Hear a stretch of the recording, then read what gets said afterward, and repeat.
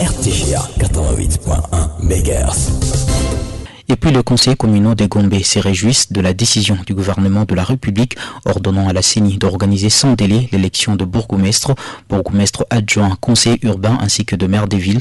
Didier Mukunda, vice-président de l'organe délibérant de Gombe, salue cet engagement du gouvernement qui, selon lui, mettra fin aux tensions observées entre le conseiller communal élu et les bourgmestres nommés. Il dit croire que cette élection de bourgmestre boostera les développements des entités territoriales décentralisées. Suivez l'un des meilleurs élus du conseil communal de Gombe, Didier Mukunda. Les conseillers communaux de la Gombe saluent l'engagement du gouvernement congolais par le biais du vice-premier ministre, ministre de l'Intérieur, Maître Chabani Louko, d'avoir saisi officiellement la commission électorale indépendante CENI, afin d'organiser les élections des bourgmestres et bourgmestres adjoints, conseillers urbains ainsi que de maires de ville.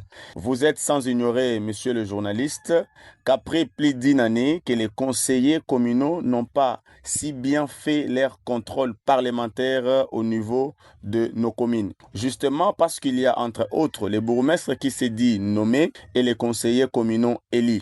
Il y a dichotomie des deux lois. Il y a les décrets-lois qui régissent les bourgmestres, les décrets-lois de 1998 et la loi organique du 08/016. Un bourgmestre qui se dit qu'il ne peut pas être contrôlé par un conseiller communal. Je donne un exemple chez nous à Gombe. Nous avons proposé plusieurs décisions justement pour renforcer la gestion au niveau de la commune, pour permettre à la commune de la Gombe de développer. Mais c'est ni le sens de fait, la décision n'a pas été prise en compte justement parce que les bourgmestres ne sont pas prêts à collaborer avec nous, les élus locaux. Et voilà, avec l'avènement de cette décision prise par le gouvernement pour